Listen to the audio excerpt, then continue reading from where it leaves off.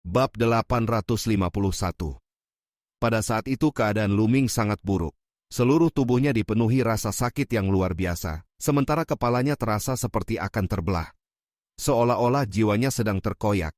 Penglihatannya semakin gelap dan tubuhnya tampak bisa pingsan kapan saja.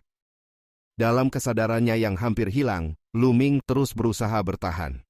Pada saat yang sama, Guru Agung Sembilan Matahari menatap Yan Kuangtu. Ia mengungkapkan kebenaran bahwa orang yang telah membunuhnya di masa lalu adalah Kaisar Bela Diri Di, tokoh agung yang berdiri di hadapan mereka, dan juga guru besar bagi banyak orang. Ucapan itu mengguncang semua orang seperti guntur dari langit. Seolah badai besar menyapu seluruh wilayah. Banyak orang langsung membelalakan mata. Tatapan mereka berpindah antara Sembilan Matahari tertinggi dan Kaisar Bela Diri Di dengan penuh ketidakpercayaan.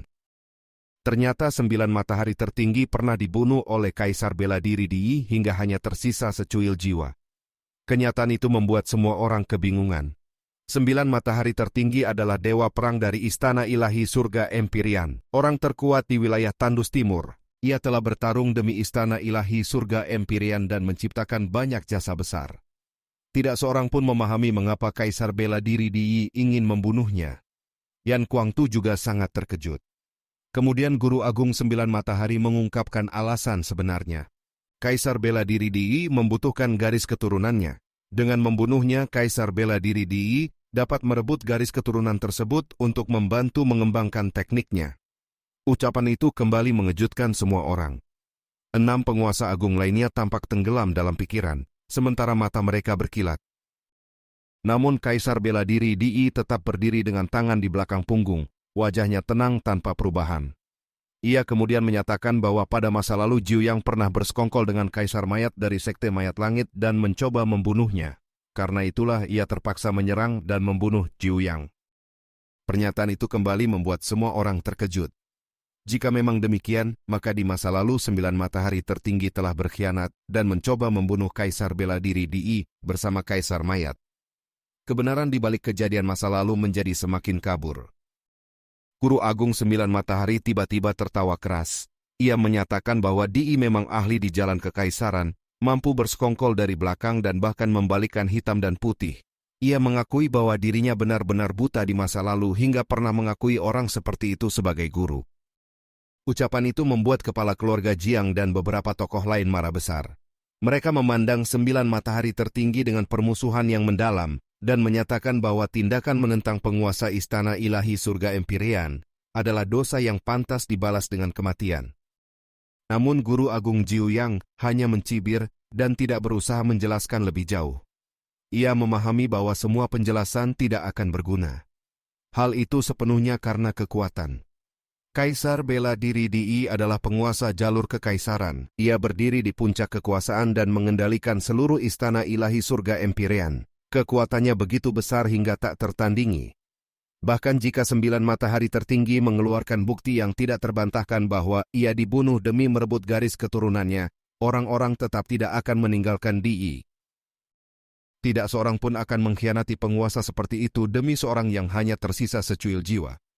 Tanpa Istana Ilahi Surga Empyrean, mereka tidak akan memiliki lingkungan kultivasi yang begitu baik maupun sumber daya yang melimpah. Mereka juga tidak akan memiliki perlindungan dari kekuatan sebesar itu. Selain itu, Kaisar Bela Diri Di telah memberikan alasan yang cukup, yaitu bahwa Jiu Yang bersekongkol dengan Kaisar Mayat dan mencoba membunuhnya. Benar atau tidak, alasan itu sudah cukup bagi semua orang. Karena itulah Guru Agung Sembilan Matahari tidak lagi berusaha menjelaskan. Tanpa kekuatan, kata-kata tidak memiliki arti.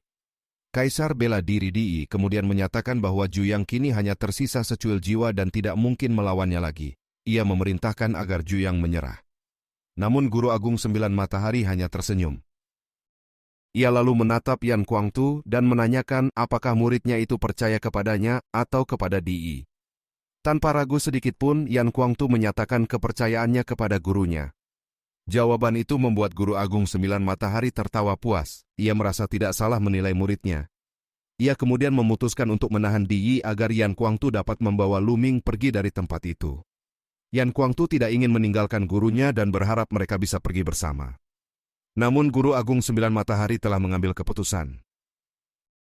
Dengan raungan keras, tubuhnya memancarkan cahaya yang menyilaukan. 9 matahari yang membara kembali muncul di langit. Kaisar bela diri. Di Yi pun bergerak. Aura tertinggi meledak dari tubuhnya, mengguncang langit dan bumi. Ia mengangkat tangan dan menekan ke bawah. Sebuah telapak tangan raksasa terbentuk di langit dan menekan ke arah Guru Agung 9 Matahari, serta Yan Kuangtu. Guru Agung 9 Matahari memerintahkan Yan Kuangtu untuk membawa Luming pergi. Cahaya di tubuhnya semakin terang karena ia membakar kekuatan jiwanya. Aula ilahi tertinggi bergetar hebat ketika 9 matahari di langit melesat menuju telapak tangan raksasa itu. Yan Kuangtu mengeluarkan raungan panjang. Tubuhnya berubah menjadi gagak emas berkaki 3. Ia membungkus Luming dengan energi vital dan mencoba menerobos keluar. Namun kekuatan Kaisar bela diri di Yi terlalu mengerikan. Telapak tangannya menutupi langit, menekan ruang hingga meledak ke segala arah. Benturan dahsyat terjadi antara aula ilahi tertinggi, 9 matahari, dan telapak tangan raksasa itu. Langit dan bumi berguncang hebat. Ruang terbelah seakan kiamat telah tiba. Penduduk di wilayah itu terus mundur menjauh. Dalam radius puluhan ribu mil, hanya sosok 6 penguasa agung yang masih berdiri terlihat jelas.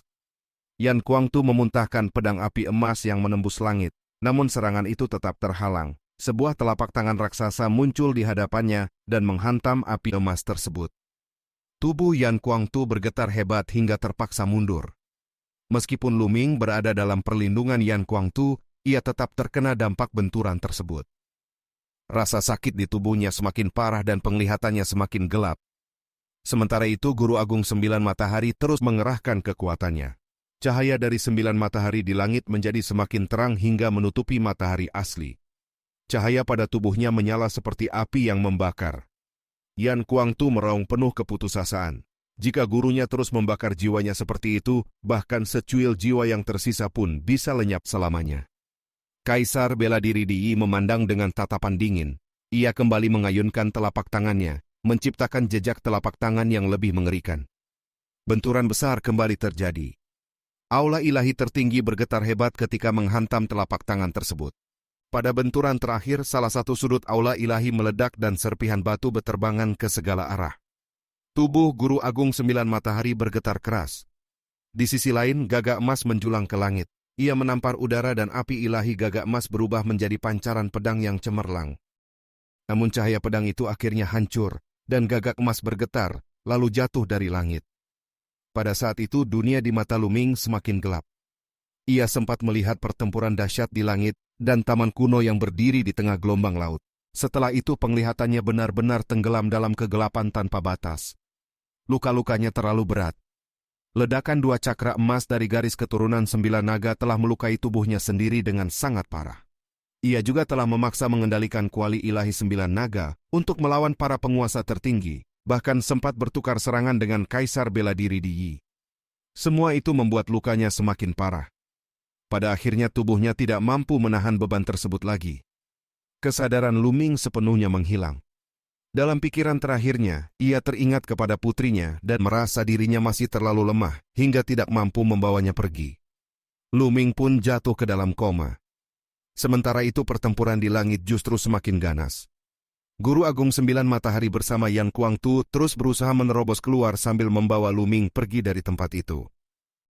Bab 852. Namun kekuatan Kaisar bela diri di Yi terlalu menakutkan. Ia sepenuhnya menghalangi jalan mereka. Seberapa keras pun Guru Agung 9 Matahari dan Yan Kuangtu berusaha menerobos, semua usaha itu tetap sia-sia. Benturan dahsyat terus terjadi di langit. Aula ilahi tertinggi dan jejak telapak tangan Kaisar bela diri di Yi saling bertabrakan tanpa henti. Gelombang kejut mengguncang langit dan bumi, menyebabkan ruang runtuh dan ledakan terjadi di berbagai tempat. Tidak lama kemudian, seluruh aula ilahi tertinggi mulai dipenuhi retakan. Di antara kerumunan orang banyak, seorang pria gemuk terus menggerutu dan mengeluh dalam hati, merasa kesal karena seseorang yang ia harapkan belum juga muncul. Di langit, Guru Agung 9 Matahari dan Yan Kuangtu telah bergabung kekuatan dan bertarung melawan Kaisar bela diri di Yi selama lebih dari selusin gerakan. Para penonton termasuk 6 penguasa agung, semuanya terkejut melihat pemandangan itu. Kekuatan 9 matahari tertinggi dan Yan Kuangtu terlalu menakutkan dan melampaui kewajaran. Mereka benar-benar mampu menahan Kaisar bela diri di Yi hingga sejauh ini. namun banyak orang tetap yakin bahwa mereka akan kalah pada akhirnya. Kekuatan 9 matahari tertinggi saat ini berasal dari pembakaran kekuatan jiwa. Cara itu memang dapat melepaskan kekuatan penuh untuk sementara waktu, tetapi tidak mungkin bertahan lama. Salah satu tokoh besar keluarga Jiang memandang dengan dingin dan menilai bahwa melawan kaisar bela diri sebelum mencapai alam yang sama adalah tindakan yang tidak bijaksana. Seberapa kuat pun seseorang, ia tetap akan dikalahkan. Sejak zaman kuno tidak pernah ada seorang pun dari alam tertinggi yang mampu mengalahkan kaisar bela diri. Pertarungan itu mustahil dimenangkan. Pada saat itu, aula ilahi tertinggi terus bergetar semakin hebat. Retakan bertambah banyak dan ledakan terjadi tanpa henti. Sisa jiwa Guru Agung 9 Matahari mulai bergetar hebat, seolah-olah dapat lenyap kapan saja.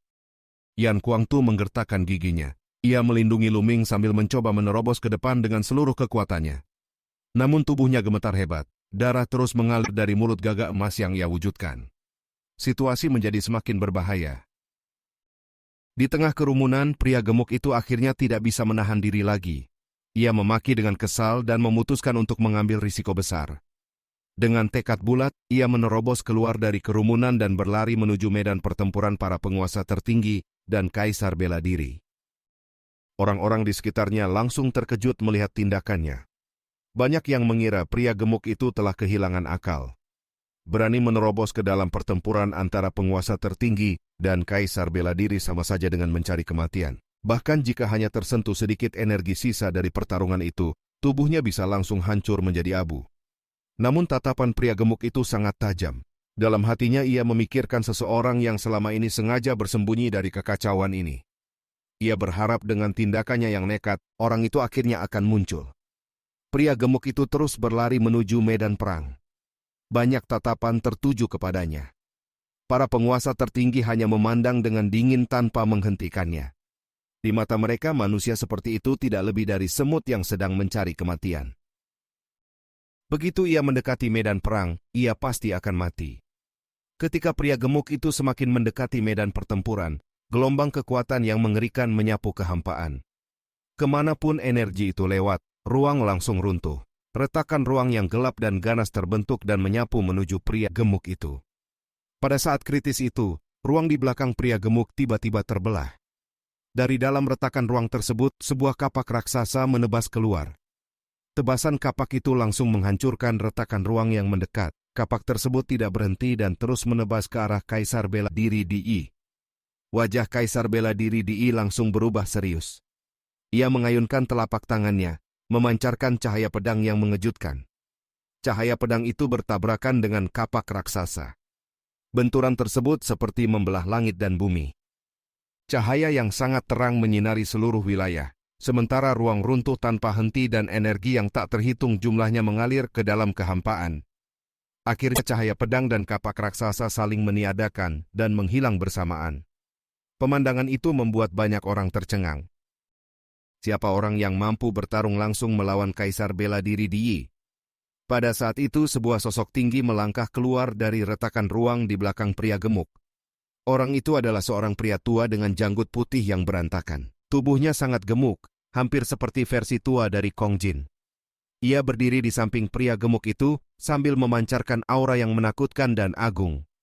Aura itu sangat mirip dengan aura Kaisar Bela Diri Di. Itu adalah aura seorang Kaisar Bela Diri. Banyak orang merasakan jantung mereka berdebar hebat. Segala sesuatu yang terjadi hari ini benar-benar melampaui bayangan mereka. Awalnya hanya para ahli dewa spiritual yang muncul. Lalu para penguasa tertinggi muncul. Setelah itu muncul Guru Agung 9 Matahari dan Kaisar Bela Diri Di. Kini seorang penguasa jalur kekaisaran lainnya juga muncul. Dan semua itu terjadi hanya karena satu orang. Lu Ming. Karena pemuda itu, para tokoh tak tertandingi muncul satu demi satu. Banyak orang merasa seolah sedang bermimpi. Kaisar Bela Diri Di memandang pria tua gemuk itu dengan tatapan tajam. Pria tua itu dikenal sebagai penguasa langit iblis. Ia adalah seorang tokoh legendaris yang sangat terkenal di wilayah Tandus Timur. Namanya bahkan lebih terkenal daripada Kaisar Bela Diri Di. Penguasa langit iblis adalah seorang kaisar bela diri sejati. Namun ia tidak suka membangun kekuatan sendiri. Ia lebih memilih hidup menyendiri dan jarang menampakkan diri. Hampir tidak ada yang mengetahui keberadaannya. Selama ribuan tahun terakhir, ia bahkan tidak pernah terlihat.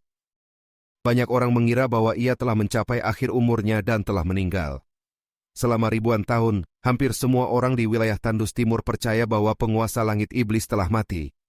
Namun kini, setelah ribuan tahun menghilang, ia muncul kembali di dunia. Para kultivator di alam raja memiliki umur sekitar 1000 tahun.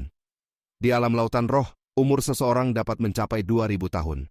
Di alam embrio roh, umur dapat mencapai 3000 tahun. Di alam dewa spiritual, umur seseorang bisa mencapai 5000 tahun. Namun setelah menembus alam kaisar bela diri, umur seseorang meningkat sangat besar, mencapai lebih dari 10.000 tahun. Meski begitu, umur seorang kaisar bela diri tidak selalu sama. Ada yang hanya hidup sekitar 10.000 tahun, tetapi ada pula yang mampu hidup hingga 20.000 tahun. Penguasa langit iblis diperkirakan telah hidup lebih dari 15.000 tahun. Karena itulah banyak orang dahulu mengira ia telah meninggal. Kini kemunculannya kembali membuat semua orang terkejut. Penguasa langit iblis tertawa ringan sambil memandang kaisar bela diri Di. Ia menyindir bahwa sebagai penguasa jalur kekaisaran, mempermalukan para junior seperti itu benar-benar tindakan yang memalukan. Kaisar bela diri Di menjawab dengan dingin bahwa urusan istana ilahi surga Empyrean bukanlah sesuatu yang perlu dicampuri oleh orang luar. Pada saat itu pria gemuk itu mengungkapkan bahwa Lu-Ming adalah saudara angkatnya. Mereka telah bersumpah untuk hidup dan mati bersama. Apapun yang terjadi, mereka harus menyelamatkan Lu-Ming hari ini. Jika tidak, ia lebih memilih mati bersama. Mendengar itu, penguasa langit iblis menyatakan bahwa sebenarnya ia tidak ingin ikut campur dalam urusan istana ilahi surga Empyrean. Namun Lu-Ming adalah saudara dari muridnya. Jika Lu-Ming mati, muridnya juga tidak akan hidup. Situasi itu membuatnya berada dalam posisi sulit. Karena itu ia menyatakan bahwa ia tidak akan mencampuri urusan murid-murid istana ilahi surga Empyrean. Namun ia ingin membawa Lu-Ming pergi. Wajah kaisar bela diri Di langsung menjadi gelap. Target utamanya memang Lu-Ming. Bagaimana mungkin ia membiarkan penguasa langit iblis membawa pemuda itu pergi? Penguasa langit iblis kemudian tersenyum dingin dan menyatakan bahwa meskipun ia harus menjadi musuh kaisar bela diri Di, ia tidak akan mundur. Ia juga mengungkapkan bahwa yang berdiri di hadapan mereka sekarang hanyalah klon kaisar bela diri Di. Tubuh aslinya sebenarnya berada jauh di luar negeri. Setelah mengatakan itu, penguasa langit iblis melangkah maju. Auranya meledak ke segala arah. Sebuah kapak perang besar muncul di tangannya, memancarkan kekuatan yang menakutkan. Bab 853. Penguasa langit iblis melirik ke arah Guru Agung 9 Matahari dan Yan Kuangtu, lalu menyuruh mereka segera pergi dan menyerahkan kaisar bela diri Di kepadanya. Sesaat kemudian kapak perang di tangannya diayunkan. Tebasan kapak itu mengandung kekuatan yang mampu membelah langit. Seolah-olah seluruh wilayah 9 naga dapat terbelah menjadi 2 oleh serangan itu. Melihat kesempatan itu, Guru Agung 9 Matahari segera bergerak bersama Yan Kuangtu untuk menerobos keluar dari medan pertempuran. Pada saat yang sama, Kaisar bela diri Di menebaskan cahaya pedang yang mengejutkan untuk menahan penguasa langit iblis. Sambil bertarung, ia memerintahkan 6 penguasa tertinggi dari keluarga kuno agar menghentikan pelarian Guru Agung 9 Matahari dan Yan Kuangtu. 6 penguasa tertinggi itu segera bergerak dan mengepung mereka berdua. Yan Kuangtu meraung marah dan melancarkan serangan yang sangat ganas. Namun setelah bertarung dengan Kaisar bela diri Di sebelumnya, baik Guru Agung 9 Matahari maupun Yan Kuangtu telah mengalami luka serius. Kekuatan tempur mereka tidak lagi seperti sebelumnya. Serangan mereka berhasil ditahan oleh 6 penguasa tertinggi sehingga mereka tidak dapat menerobos keluar. Salah satu tokoh keluarga Wang menyerang dengan sangat brutal. Ia sebelumnya hampir terbunuh oleh Lu-Ming dan mengalami luka parah sehingga hatinya dipenuhi kemarahan dan rasa malu yang mendalam. Ia tidak sabar untuk membalas dendam dan sama sekali tidak berniat membiarkan Lu-Ming pergi dengan mudah. Pertarungan menjadi semakin sengit. Namun pada saat itu Guru Agung 9 Matahari tiba-tiba mengendalikan aula ilahi tertinggi dan menghantamkannya langsung ke arah kepala keluarga Wang. Saat benturan hampir terjadi, aula ilahi tertinggi memancarkan cahaya yang menyilaukan serta aura yang sangat menakutkan. Kepala keluarga Wang langsung merasakan bahaya besar dan berusaha mundur. Namun semuanya sudah terlambat. Aula ilahi tertinggi meledak seperti matahari yang meledak di langit. Gelombang energi yang mengerikan menyapu keluar dan langsung menenggelamkan kepala keluarga Wang. Tubuhnya terlempar ribuan mil jauhnya. Tubuhnya hancur berantakan, separuh tubuhnya bahkan meledak hingga hampir tewas. Keadaannya sangat tragis. Hari itu ia hampir terbunuh oleh Lu Ming. Setelah berhasil pulih sedikit, ia kembali hampir mati akibat ledakan aula ilahi tertinggi. Memanfaatkan kesempatan itu, Guru Agung Sembilan Matahari dan Yan Kuangtu segera bergerak maju dengan kecepatan tinggi. Penghancuran aula ilahi tertinggi telah membuka jalan bagi mereka. Yan Kuangtu yang telah berubah menjadi gagak emas berkaki tiga mengayunkan cakarnya dan merobek ruang angkasa. Ia bersama Guru Agung Sembilan Matahari membawa Lu Ming masuk ke dalam celah ruang tersebut dan menghilang seketika. Melihat hal itu, Kaisar Bela Diri Di Yi menjadi sangat marah. Ia memerintahkan 5 penguasa tertinggi lainnya untuk mengejar mereka. Kelima penguasa tertinggi itu segera menembus ruang angkasa dan mengejar Yan Kuangtu beserta yang lainnya. Pertarungan besar di wilayah Sembilan Naga membuat banyak orang terkejut.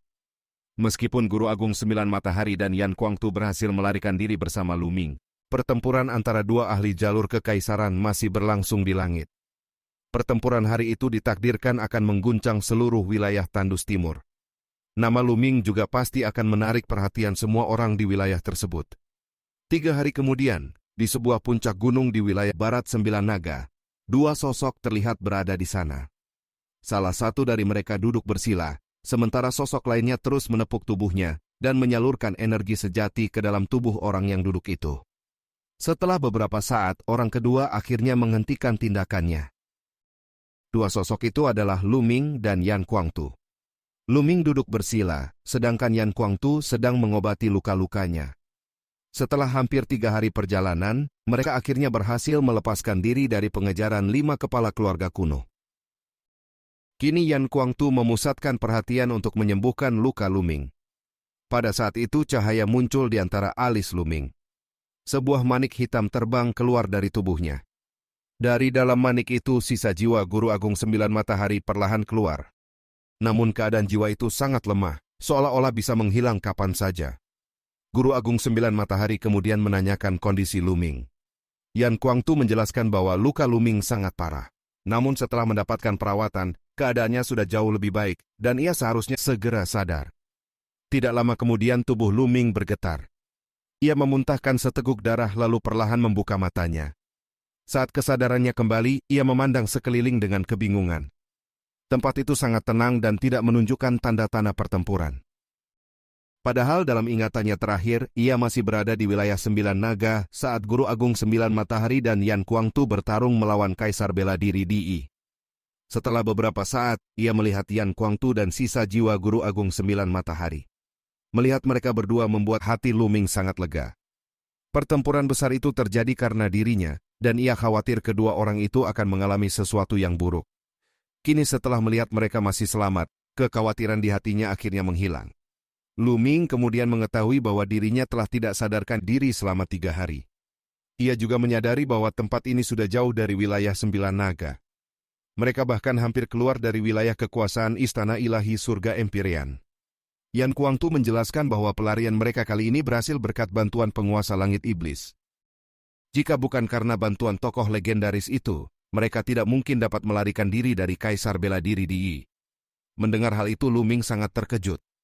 Ia tidak mengerti mengapa penguasa langit iblis mau membantu dirinya.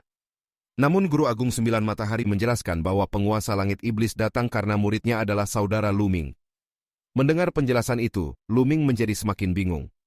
Tepat pada saat itu, ruang di langit tiba-tiba terbelah.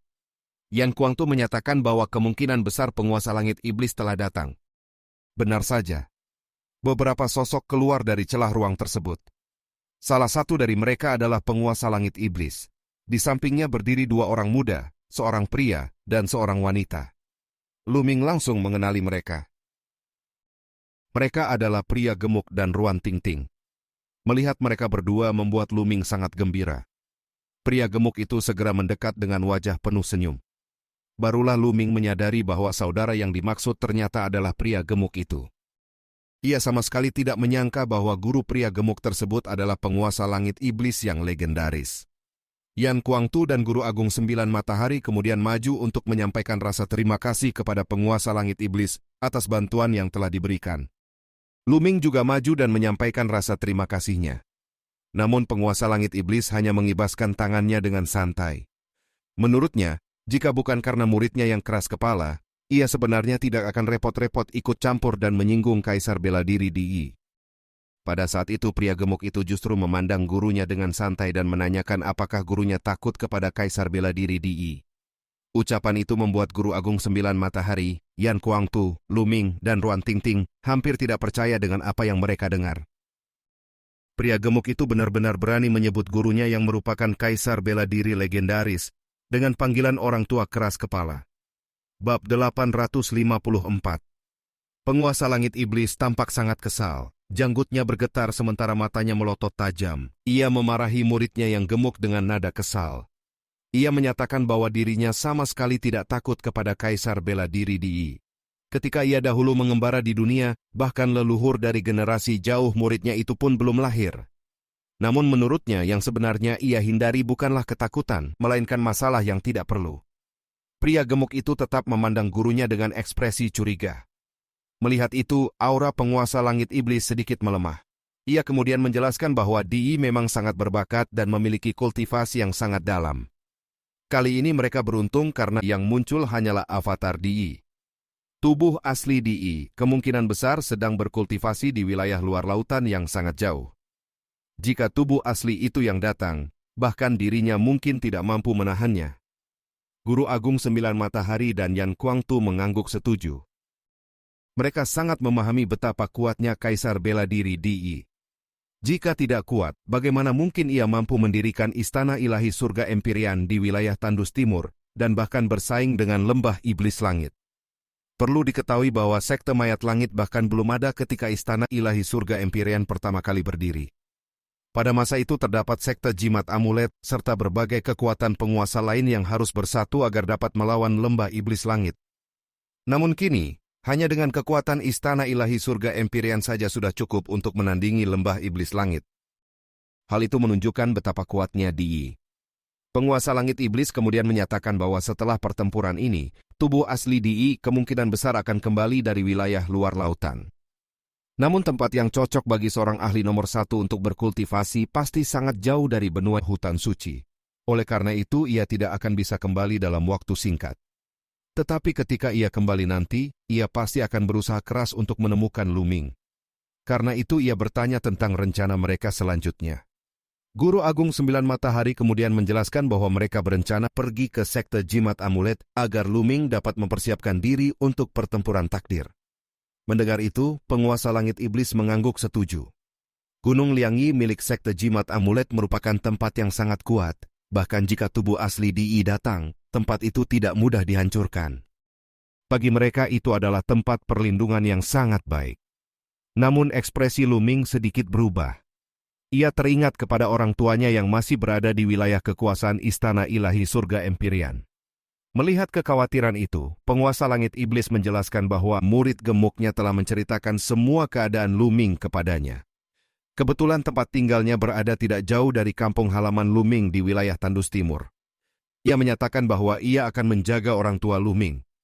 Selain itu, meskipun tindakan Di kali ini dianggap tidak pantas, ia tetap seorang kaisar bela diri. Ia tidak mungkin menyentuh keluarga Luming hanya karena konflik dengan seorang junior.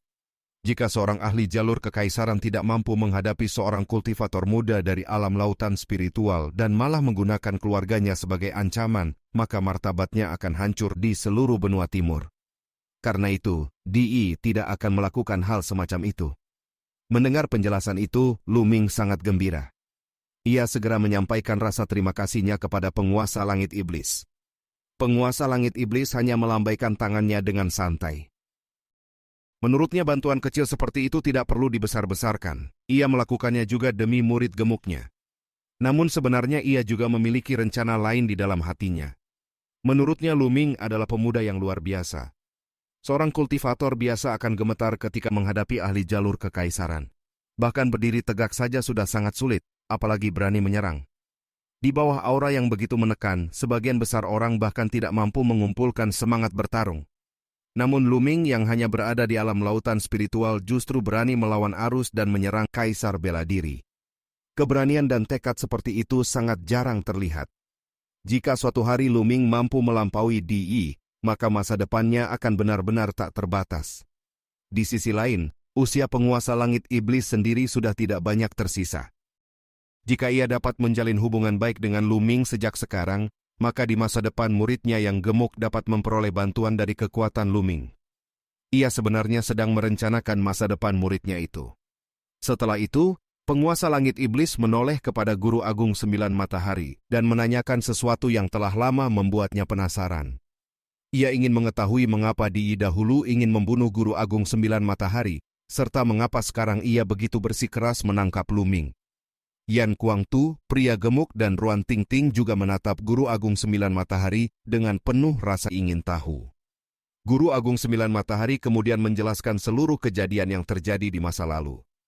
Mendengar penjelasan itu, kemarahan Yan Kuangtu langsung meledak. Ia tidak pernah menyangka bahwa Di bisa begitu licik dan tidak memiliki batas moral. Penguasa langit iblis juga menghela napas pelan. Menurutnya Di jelas memiliki ambisi yang sangat besar. Guru Agung Sembilan Matahari kemudian menyatakan bahwa menurut dugaannya, rencana Di tidak hanya terbatas pada wilayah benua timur. Setelah percakapan itu, penguasa langit iblis menyatakan bahwa ia harus pergi. Ia sudah sangat tua, dan pada akhirnya mereka semua masih harus mengandalkan generasi muda untuk menghadapi Di. Pria gemuk itu kemudian menyatakan bahwa dalam setengah tahun ia akan mencari Luming di sekte jimat amulet. Mereka akan mengikuti pertempuran takdir bersama. Ia juga menyatakan bahwa kali ini ia tidak akan bertarung demi istana ilahi surga Empyrean. Ruan Tingting juga berpamitan. Luming membalas salam mereka dan berharap dapat bertemu kembali dalam pertempuran takdir. Penguasa langit iblis kemudian memarahi murid gemuknya, sambil menyuruhnya berkultivasi dengan baik setelah kembali. Ia menyindir bahwa setelah kejadian kali ini, muridnya pasti telah memahami bahwa selalu ada orang yang lebih kuat di dunia. Setelah itu ia melambaikan tangannya. Ia membawa pria gemuk dan Ruan Tingting bersamanya, merobek ruang angkasa, lalu melangkah masuk ke dalam celah tersebut. Beberapa saat kemudian ruang kembali tenang, dan mereka semua menghilang. Setelah mereka pergi, Guru Agung Sembilan Matahari mengeluarkan sebuah cincin penyimpanan. Cincin itu berisi barang-barang milik Luming yang sebelumnya tertinggal di Aula Ilahi Tertinggi. Aula Ilahi Tertinggi sendiri telah hancur dalam pertempuran tadi. Luming menerima cincin itu dan menatap sisa jiwa Guru Agung Sembilan Matahari yang sangat lemah. Ia merasa sangat bersalah. Sebelumnya kekuatan jiwa Guru Agung Sembilan Matahari sudah pulih cukup banyak.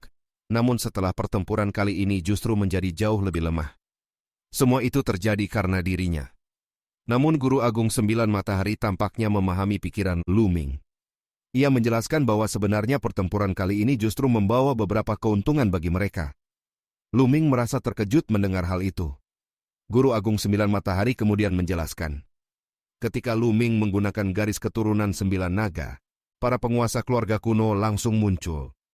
Hal itu menunjukkan bahwa Di sebenarnya telah mengetahui kemunculan garis keturunan Sembilan Naga di wilayah Sembilan Naga dan telah menempatkan orang untuk mengawasinya. Jika pertempuran besar ini tidak terjadi, mereka tidak akan mengetahui pengawasan tersebut. Itu berarti Di bisa saja bertindak diam-diam kapan saja tanpa mereka sadari. Sekarang setelah pertempuran ini terjadi, Di tidak lagi dapat bertindak secara tersembunyi. Selain itu, Yan Kuangtu kini akan ikut bersama mereka. Dengan bantuan Yan Kuangtu, kekuatan jiwa Guru Agung Sembilan Matahari dapat pulih lebih cepat. Yan Kuangtu juga akan sangat membantu Luming dalam mengendalikan sekte jimat amulet. Selain itu, mereka juga telah menjalin hubungan dengan penguasa langit iblis. Jika suatu saat penguasa langit iblis bersedia membantu mereka pada saat kritis, itu akan menjadi keuntungan yang sangat besar. Mendengar penjelasan itu, Luming mengangguk setuju. Dengan bantuan Yan Kuangtu, perjalanan mereka ke sekte jimat amulet akan jauh lebih aman. Guru Agung Sembilan Matahari kemudian menjelaskan bahwa ia memiliki mutiara pengumpul jiwa. Manik itu dapat perlahan memulihkan kekuatan jiwanya. Rencana mereka sekarang adalah memulihkan diri terlebih dahulu sebelum berangkat ke sekte jimat amulet. Setelah Luming menetap di sana, Yan Kuangtu akan membawanya mencari berbagai harta untuk mempercepat pemulihan kekuatan jiwa Guru Agung Sembilan Matahari. Setelah mengatakan itu, sisa jiwa Guru Agung Sembilan Matahari kembali berubah menjadi cahaya dan terbang masuk ke dalam manik hitam. Manik itu kemudian kembali masuk ke dalam dahi Luming.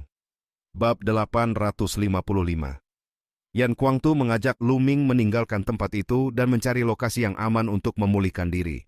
Dengan esensi vitalnya ia menyapu tubuh Lu Ming, merobek ruang, lalu keduanya menghilang dari tempat tersebut. Sehari kemudian mereka telah sepenuhnya meninggalkan wilayah Istana Ilahi Surga Empyrean dan memasuki wilayah Sekte Jimat. Wilayah yang dikuasai Sekte Jimat jauh lebih kecil dibandingkan wilayah Istana Ilahi Surga Empyrean. Namun wilayah itu masih memiliki lebih dari 30 daerah besar dan tetap sangat luas. Di tengah pegunungan luas terdapat sebuah danau kecil yang berkilau seperti mutiara. Lu Ming duduk bersila di tepi danau, menjalankan teknik naga perang sejati untuk memulihkan luka-lukanya. Beberapa mil jauhnya, di puncak gunung lain, Yan Kuangtu juga duduk bersila sambil memulihkan diri. Dalam pertempuran melawan Kaisar Bela Diri di Yi sebelumnya, Yan Kuangtu pun mengalami luka. Sementara itu, wilayah Sembilan Naga sama sekali tidak tenang. Meskipun perang telah berakhir, dampaknya terus menyebar ke berbagai penjuru. Banyak orang membicarakan peristiwa itu. Nama Lu Ming, Yan Kuangtu, serta Guru Agung Sembilan Matahari menjadi topik pembicaraan di mana-mana. 9 urat naga masing-masing dijaga oleh kuali suci 9 naga. Setelah pertempuran besar berakhir, ke-9 kuali suci kembali ke tempat asalnya dan berdiri seperti gunung suci purba yang tak bergerak. Banyak orang datang ke puncak 9 urat naga untuk melihat langsung. Bahkan tidak sedikit yang mencoba mendekat dengan harapan dapat meniru Lu Ming dan mengambil kuali tersebut. Namun mereka semua ditakdirkan kecewa. Kuali suci itu bahkan tidak dapat disentuh oleh para ahli jalur kekaisaran, apalagi oleh orang biasa. Banyak orang merasa heran mengapa Lu Ming mampu mengangkat kuali bahkan memanggil 9 kuali sekaligus, sedangkan orang lain tidak mampu melakukannya. Sebagian orang menduga bahwa Lu Ming telah memperoleh pengakuan dari kuali 9 naga ilahi. Sebagian lainnya berpendapat bahwa semua itu berkaitan dengan garis keturunan Lu Ming. Konon Kaisar Bela Diri sangat mengincar garis keturunan tersebut. Selama Lu Ming masih hidup, bukan tidak mungkin suatu hari ia kembali dan memanggil 9 kuali itu sekali lagi. Topik semacam ini menjadi pembicaraan sensitif sehingga banyak orang membicarakannya dengan sangat hati-hati. Angin dan hujan silih berganti, tetapi ke-9 kuali tetap tidak bergerak, seolah-olah sedang menunggu tuannya. Waktu berlalu dengan cepat. Dalam sekejap mata setengah bulan telah berlalu. Di tepi danau, tubuh Lu Ming memancarkan cahaya samar. Dari dalam tubuhnya terdengar suara bergemuruh seperti gelombang samudra. Setelah beberapa saat suara itu mereda dan Lu Ming perlahan membuka matanya. Luka-lukanya telah sepenuhnya pulih. Namun ledakan cakra emas dari garis keturunan naga 9 sebelumnya membuat tingkat kultivasinya kembali turun ke tingkat ke-9 alam raja. Meskipun demikian, hal itu bukan masalah besar baginya. Selama ia memiliki cukup esensi darah, ia dapat dengan cepat menembus ke tingkat yang lebih tinggi. Lu Ming mengepalkan kedua tangannya. Dalam pertempuran sebelumnya ia benar-benar melihat jurang perbedaan antara dirinya dan para ahli puncak di wilayah timur yang tandus. Di hadapan Di Yi dan para kaisar bela diri, dirinya tidak lebih dari seekor semut. Bahkan para makhluk tertinggi dan para ahli alam dewa roh memiliki kekuatan yang jauh melampaui dirinya. Kekuatannya masih terlalu lemah. Selama ia lemah, dirinya akan selalu berada dalam posisi pasif. Karena itulah ia harus meningkatkan kekuatannya secepat mungkin. Di dalam hatinya ia teringat kepada Xian Yanqing yang kini berada di benua tengah. Lu Ming memantapkan tekadnya. Suatu hari ia pasti akan pergi ke benua tengah dan membawa Xian Yanqing pergi dari sana. Pengalaman kali ini membuatnya menyadari bahwa dirinya terlalu gegabah. Namun setiap orang pernah bersikap gegabah di masa muda, terlebih ketika orang yang dicintai harus pergi ke tempat yang tidak diinginkan dan menderita di sana. Semua itu terjadi karena dirinya belum cukup kuat. Jika ia memiliki kekuatan yang cukup, ia akan mampu menghancurkan segala rintangan.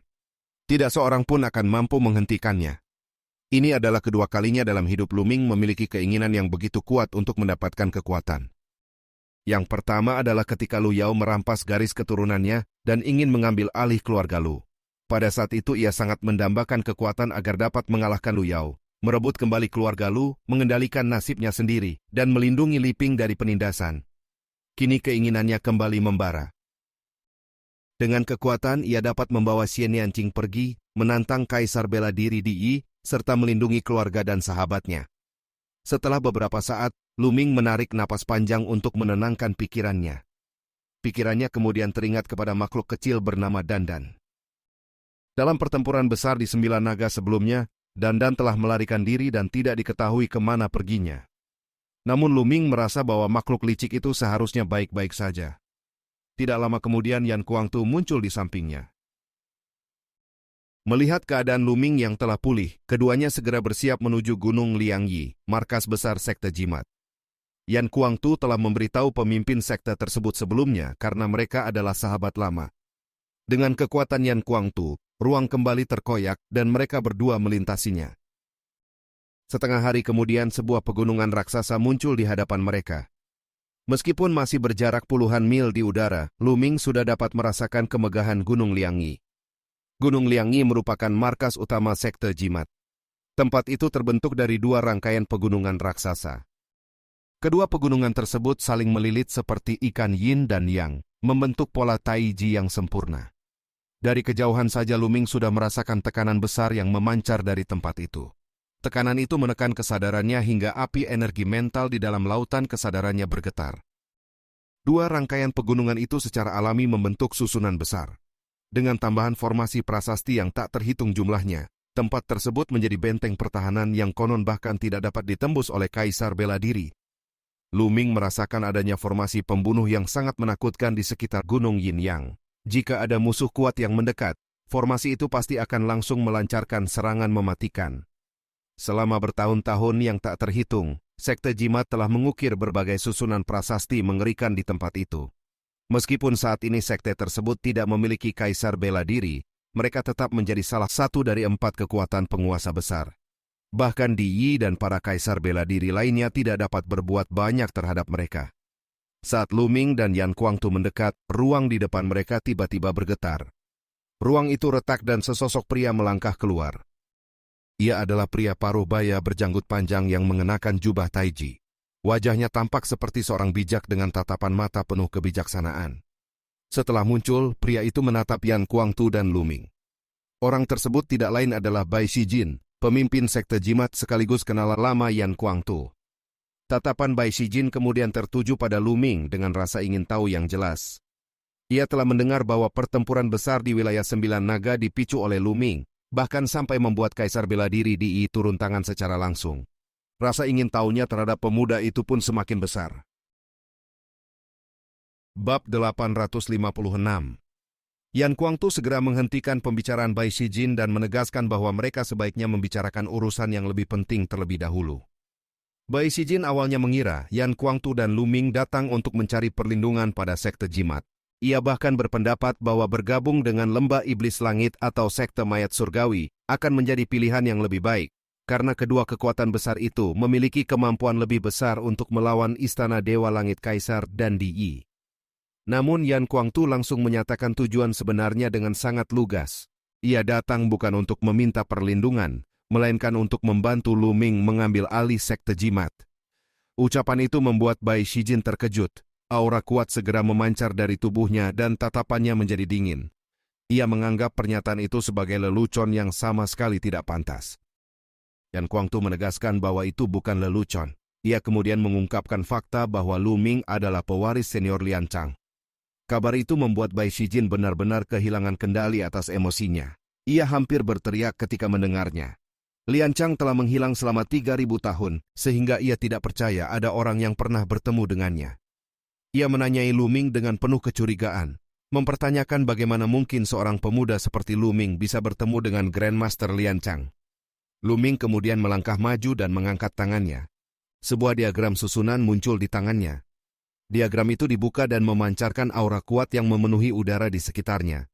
Di atasnya terukir gambaran gunung, sungai, danau, serta lautan. Pola formasi yang tak terhitung jumlahnya tampak rumit dan misterius. Melihat benda itu, pupil Bai Shijin langsung menyusut tajam. Tatapannya terpaku pada diagram tersebut sambil bergumam pelan bahwa itu memang ilustrasi seluruh formasi milik Lian Chang. Ia tidak mengerti mengapa Lian Chang menghilang selama 3.000 tahun tanpa kembali. Lu Ming kemudian menjelaskan bahwa kondisi Lian Chang sudah sangat buruk dan waktunya tidak banyak tersisa. Bai Shijin semakin terkejut dan menuntut penjelasan lebih lanjut. Ia ingin mengetahui apa sebenarnya yang telah terjadi. Lu Ming lalu menceritakan secara singkat pertemuannya dengan Lian Chang, serta peristiwa yang terjadi saat itu. Setelah mendengar penjelasan tersebut, Bai Shijin langsung dipenuhi kemarahan yang luar biasa. Ia tidak pernah menyangka bahwa Lian Chang ternyata telah disergap secara diam-diam oleh Di Yi. Perasaan marah dan benci terhadap Di Yi meledak di dalam dirinya. Selama ini ia hanya melihat sekte jimat semakin melemah, karena wilayahnya perlahan-lahan diambil alih oleh Istana Dewa Langit Kaisar. Ia tidak pernah membayangkan bahwa semua itu berkaitan dengan serangan terhadap Lian Chang. Yan Kuangtu kemudian menegaskan kembali bahwa Lu Ming adalah penerus yang ditunjuk langsung oleh Lian Chang untuk mengambil alih sekte jimat. Ia menatap Bai Shijin dengan serius dan menanyakan apakah Bai Shijin berani menentang perintah sang pendiri. Bai Shijin terdiam cukup lama. Wajahnya tampak muram karena sedang mempertimbangkan berbagai hal. Setelah beberapa saat, ia mengakui bahwa dirinya sangat berutang budi kepada Lian Chang. Tanpa bimbingan sang Grandmaster, ia tidak akan pernah mencapai posisinya saat ini. Karena itu, ia tidak mungkin menentang perintah Lian Chang. Namun ia juga menjelaskan bahwa keputusan penting seperti itu tidak dapat ditentukan olehnya seorang diri.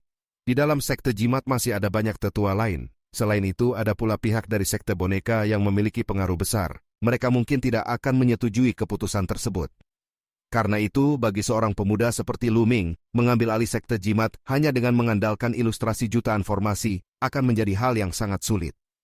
Yan Kuangtu menanggapi dengan nada dingin, mempertanyakan apakah para tetua itu benar-benar berani mengabaikan kehendak Lian Chang. Bai Shijin menjelaskan bahwa jika Lian Chang masih hidup dan hadir secara langsung, tentu tidak seorang pun akan berani menentangnya. Namun sekarang yang datang hanyalah seorang junior muda. Keadaan itu membuat semuanya jauh lebih rumit. Lu Ming tetap tersenyum tenang. Ia menyatakan bahwa semuanya tidak akan diketahui jika tidak dicoba terlebih dahulu. Setelah mempertimbangkan sejenak, Bai Shijin akhirnya mengambil keputusan untuk membawa mereka masuk ke sekte jimat. Ia akan mengumpulkan para tetua dari kedua sekte dan membahas masalah tersebut bersama. Yan Kuangtu menyetujui usulan itu. Bai Shijin kemudian merobek ruang di hadapannya dan membawa mereka memasuki celah ruang tersebut. Dengan mengikuti Bai Shijin, mereka tidak akan diserang oleh formasi pelindung sekte. Jika tidak, bahkan seseorang yang mampu merobek ruang pun akan tetap diserang oleh susunan formasi di sekitar sekte itu. Sesaat kemudian ruang bergetar, dan ketiganya muncul di sebuah halaman di dalam sekte jimat. Bai Shijin meminta mereka berdua beristirahat di tempat itu untuk malam tersebut. Keesokan harinya ia akan mengumpulkan para petinggi dan tetua dari kedua sekte untuk membahas masalah itu secara resmi. Setelah menyampaikan hal tersebut, Bai Shijin pergi meninggalkan mereka. Lu Ming kemudian menanyakan kepada Yan Kuangtu apakah mereka benar-benar bisa mempercayai Bai Shijin. Jika Bai Shijin memiliki niat buruk, maka mereka akan berada dalam bahaya besar di tempat itu. Yan Kuangtu menenangkan Lu Ming. Ia menjelaskan bahwa Bai Shijin adalah sahabat lama gurunya. Mereka telah saling mengenal selama bertahun-tahun. Bai Shijin adalah orang yang sangat setia dan juga pernah menerima ajaran langsung dari Lian Chang. Meskipun secara status hanya dianggap sebagai murid generasi kedua, pada kenyataannya hubungannya dengan Lian Chang hampir sama dengan murid langsung. Karena itu Bai Shijin pasti sangat setia kepada Lian Chang. Mendengar penjelasan itu, Lu Ming akhirnya merasa lega. Mereka pun menetap di tempat itu untuk sementara waktu. Sehari berlalu dengan cepat. Keesokan harinya seseorang yang diutus oleh Bai Shijin datang menjemput mereka menuju aula pertemuan. Di dalam aula besar itu telah duduk lebih dari selusin orang. Ada pria dan wanita, ada yang setengah baya, dan ada pula para tetua berambut putih. Di kursi paling atas sebelah kiri duduk Bai Shijin. Di sebelah kanan duduk seorang lelaki tua berambut putih dengan aura tenang dan bijaksana. Orang itu adalah kepala sekte boneka saat ini, Du Songjue. Orang-orang yang duduk di aula itu adalah para tetua dengan status tertinggi di sekte jimat. Beberapa di antaranya memiliki kekuatan setara dengan makhluk tertinggi, sementara yang terlemah pun memiliki kekuatan setara dengan alam dewa spiritual tingkat 9 puncak. Mereka adalah kelompok orang dengan kedudukan tertinggi dalam seluruh sekte jimat. Seorang pria parubaya bertubuh kekar dari pihak sekte boneka bertanya kepada Bai Shijin mengenai alasan mereka semua dikumpulkan. Pria itu bernama Meng Chong, seorang tetua kuat yang memiliki kekuatan setara dengan makhluk tertinggi. Di dalam sekte jimat amulet saat ini hanya ada 5 ahli makhluk tertinggi. Keberadaan Meng Chong sendiri sudah cukup menunjukkan betapa kuatnya statusnya di sekte tersebut. Bai Shijin menjawab bahwa belum semua orang hadir, sehingga ia akan menjelaskan tujuan pertemuan setelah semua orang yang dimaksud tiba. Meng Chong merasa heran karena menurutnya para petinggi dari kedua sekte sudah berkumpul semua di aula itu. Namun saat itu sebuah suara kasar terdengar dari luar aula. Dua sosok kemudian melangkah masuk. Meng Chong langsung berdiri ketika melihat salah satu dari mereka. Orang yang baru saja masuk itu adalah Yan Kuangtu. Di antara alis Meng Chong bersinar cahaya perak yang di dalamnya tercampur kilatan emas samar. Api mentalnya hampir berubah menjadi emas sepenuhnya, menandakan bahwa ia berada di ambang tingkat yang setara dengan kaisar. Cahaya perak yang bercampur emas itu menunjukkan kekuatan seorang makhluk tertinggi setengah langkah menuju tingkat kaisar. Bab 857. Aura kuat tiba-tiba meledak dari tubuh Yan Kuangtu dan memenuhi seluruh aula. Ia menatap Meng Chong dengan tajam. Meng Chong menyatakan bahwa ia tentu saja terkejut melihat Yan Kuangtu muncul di tempat itu. Seluruh dunia mengetahui pertempuran besar yang terjadi di Sembilan Naga. Dalam pandangannya, Yan Kuangtu pasti melarikan diri dari tempat itu dan datang ke Gunung Liangyi untuk mencari perlindungan di Sekte Jimat. Ia bahkan mengira bahwa Bai Shijin mengumpulkan semua orang untuk membahas apakah Sekte Jimat akan menerima Yan Kuangtu. Namun ia langsung menyatakan penolakan. Menurutnya, jika Kaisar Bela Diri Di mengetahui bahwa Yan Kuangtu berada di Sekte Jimat, perang besar pasti akan pecah. Baginya hal itu sama sekali tidak sepadan. Beberapa tetua dari Sekte Boneka juga menyatakan pendapat serupa. Mereka menganggap bahwa meskipun kekuatan tempur Yan Kuangtu sangat kuat, menyinggung Kaisar Bela Diri Di tetap merupakan keputusan yang sangat berbahaya. Lu Ming memandang semua itu dengan tatapan dingin. Ia pernah mendengar bahwa Sekte Boneka berniat berpihak kepada Kaisar Bela Diri Di. Melihat sikap mereka sekarang, kabar itu tampaknya benar. Sementara itu Bai Shijin dan para tetua dari Sekte Jimat tetap diam tanpa menyatakan pendapat. Yan Kuangtu kemudian tertawa keras. Ia menyatakan bahwa Meng Chong telah terlalu banyak berpikir. Ia datang bukan untuk bergabung dengan Sekte Jimat. Kedatangannya semata-mata demi Lu Ming. Ucapan itu membuat semua orang menoleh ke arah Lu Ming. Para tetua di aula memandang pemuda itu dengan rasa ingin tahu. Mereka ingin mengetahui bagaimana seorang pemuda seperti Lu Ming bisa memicu pertempuran besar di Sembilan Naga hingga bahkan Kaisar Bela Diri Di turun tangan sendiri.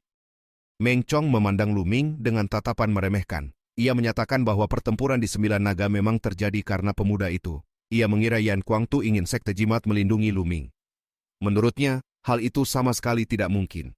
Tidak ada alasan bagi Sekte Jimat untuk menyinggung Kaisar Bela Diri Di demi seorang pemuda seperti itu.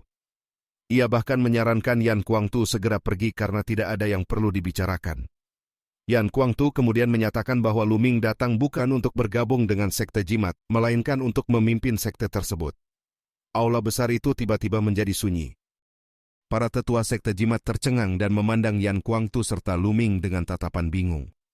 Beberapa saat kemudian Meng Chong tertawa terbahak-bahak. Ia menganggap Yan Kuangtu telah menjadi gila setelah dikalahkan oleh Kaisar Bela Diri Di Sembilan Naga. Menurutnya Yan Kuangtu datang ke Sekte Jimat hanya untuk mengucapkan omong kosong. Ia mengejek gagasan bahwa seorang pemuda seperti Lu Ming dapat memimpin Sekte Jimat. Beberapa orang lain juga memandang Yan Kuangtu seolah-olah ia benar-benar telah kehilangan akal. Yan Kuangtu hanya mengerutkan bibir, mengeluarkan labu anggurnya, lalu meneguknya dengan santai. Setelah itu ia menyatakan bahwa jika Lu Ming adalah pewaris senior Lian Chang dan telah dipercayakan untuk memimpin Sekte Jimat, maka tidak ada alasan untuk menolak. Aula kembali tenggelam dalam keheningan. Meng Chong segera menyatakan bahwa hal itu tidak mungkin. Lian Chang telah menghilang selama 3.000 tahun sehingga tidak mungkin ada pewaris baru. Tatapan Du Songjue kemudian beralih kepada Bai Shijin yang duduk tanpa ekspresi. Pada saat itu Lu Ming melangkah maju. Ilustrasi seluruh formasi muncul di tangannya. Seketika seluruh mata di aula tertuju pada benda itu. Beberapa orang langsung menarik napas tajam karena terkejut. Para tetua mengenali benda itu sebagai ilustrasi seluruh formasi senjata suci milik pemimpin Sekte Jimat Lian Chang, sekaligus tanda pengenal resmi pemimpin sekte. Tanpa bimbingan langsung dari Lian Chang, tidak seorang pun mampu mengendalikan benda itu. Para tetua di aula mulai berbisik-bisik dengan penuh keterkejutan. Mereka menyadari bahwa jika Lu Ming benar-benar mampu mengendalikan ilustrasi itu, maka kemungkinan besar ia memang pewaris Lian Chang. Cahaya perak berkilau di dahi para tetua saat api mental mereka bergetar. Energi spiritual mereka membentuk tekanan besar yang memenuhi aula. Tiba-tiba Meng Chong berdiri dengan ekspresi serakah. Tekanan kuat memancar dari dahinya dan menekan ke arah Lu Ming. Ia menuntut agar Luming segera menyerahkan ilustrasi seluruh formasi itu. Di matanya tampak kilatan keserakahan. Jika sekte boneka memperoleh ilustrasi itu, mereka bisa mengendalikan seluruh sekte jimat. Di kursi utama, mata Du Songjue juga bersinar. Api mental di dahinya melonjak-lonjak, menandakan kegembiraan yang sulit disembunyikan. Pada saat itu Yan Kuangtu melangkah maju. Aura kuatnya langsung menyelimuti Luming dan menahan tekanan Meng Chong. Tatapan Yan Kuangtu menjadi dingin. Ia mempertanyakan apakah Meng Chong berniat menentang kehendak Lian Chang dan merampas ilustrasi seluruh formasi itu. Meng Chong tetap bersikap dingin. Ia menyatakan bahwa ilustrasi jutaan formasi adalah benda suci sekte jimat dan tidak pantas berada di tangan seorang pemuda. Ia menuntut agar benda itu segera diserahkan serta meminta penjelasan mengenai keadaan Lian Chang. Yan Kuangtu langsung meraung dengan kemarahan yang meledak. Tubuhnya diselimuti api gagak emas dan aura kekerasannya menekan ke arah Meng Chong hingga suasana aula menjadi sangat tegang. Ekspresi Meng Chong berubah drastis. Api mental di dahinya berkedip-kedip dan sejumlah besar prasasti segera muncul di depannya, membentuk susunan prasasti besar untuk menahan tekanan Yan Kuangtu. Ia memperingatkan bahwa tempat itu adalah sekte jimat. Jika pertempuran benar-benar terjadi, Yan Kuangtu tidak akan bisa keluar hidup-hidup. Yan Kuangtu menjawab dengan sikap sangat dominan bahwa ia masih cukup kuat untuk membunuh Meng Chong. Para anggota sekte boneka segera menjadi tegang. Mereka teringat pertempuran di 9 naga. Dalam pertempuran itu, kekuatan Yan Kuangtu sangat menakutkan, hingga mampu menghadapi 3 makhluk tertinggi sekaligus.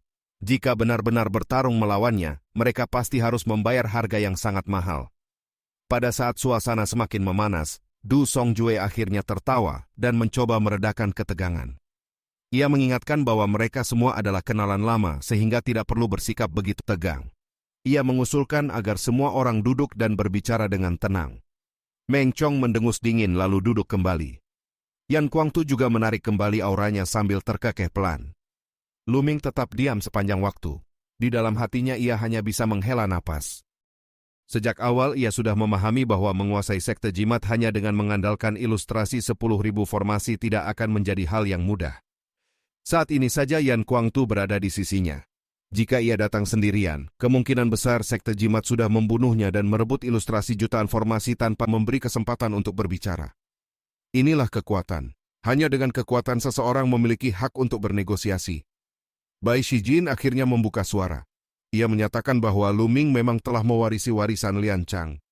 Hal itu tidak mungkin salah karena tanpa warisan tersebut Luming tidak akan mampu mengendalikan ilustrasi seluruh formasi. Beberapa tetua dari sekte jimat juga mengangguk setuju. Namun Meng Chong tetap mendengus dingin.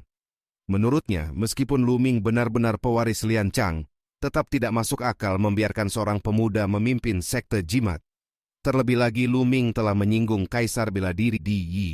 Jika Di Yi datang mencarinya, bencana besar akan menimpa sekte itu. Yan Kuangtu kemudian tertawa dingin. Ia menyatakan bahwa sekte boneka tampaknya benar-benar berniat bergabung dengan pihak Kaisar Bela Diri Di Yi. Namun ia mempertanyakan apakah Di Yi benar-benar layak dipercaya. Ia memberi contoh gurunya sendiri, penguasa 9 matahari, yang telah memberikan kontribusi besar kepada Di Yi, namun akhirnya tetap dibunuh. Jika sekte boneka bergabung dengan Di Yi, kemungkinan mereka juga akan berakhir dengan nasib yang sama. Ucapan itu membuat ekspresi Du Songjue, Meng Chong, dan para anggota sekte boneka berubah. Namun tidak seorang pun dari mereka membantah. Yan Kuangtu kemudian mengungkapkan sebuah rahasia besar. Ia menyatakan bahwa hilangnya Lian Chang secara tiba-tiba sebenarnya bukan misteri. Lian Chang telah dibunuh oleh Di Yi. Hanya secuil jiwanya yang berhasil melarikan diri dan bersembunyi di bawah tanah. Ucapan itu seperti badai dahsyat yang menyapu seluruh aula. Bab 858. Selain Bai Shijin yang telah mengetahui kebenaran sebelumnya dan tetap relatif tenang, semua orang di aula hampir melompat karena keterkejutan. Para tetua tidak dapat mempercayai apa yang baru saja mereka dengar. Mereka tidak menyangka bahwa pemimpin sekte mereka, Lian Chang, ternyata pernah disergap dan dibunuh oleh Kaisar Bela Diri Di Yi. Beberapa orang bahkan mempertanyakan apakah hal seperti itu benar-benar terjadi. Para tetua sekte boneka adalah yang paling terkejut di antara semuanya. Luming kemudian berbicara dengan suara lantang. Ia menjelaskan bahwa hal itu memang benar. Lian Chang sendiri yang mengatakannya. Ilustrasi seluruh formasi bahkan telah setengah rusak karena pertempuran hebat antara Lian Chang dan Di Yi yang membuat Lian Chang terluka parah. Setelah Lu Ming selesai berbicara, sesosok bayangan muncul dari antara alisnya. Sosok itu adalah penguasa 9 matahari. Para anggota sekte jimat langsung memusatkan perhatian mereka pada sosok itu.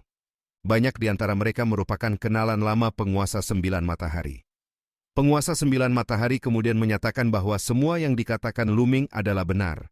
Ia sendiri pernah bertemu Lian Chang di bawah tanah. Ucapan dari seorang tokoh besar seperti penguasa 9 matahari membuat seluruh aula menjadi sunyi.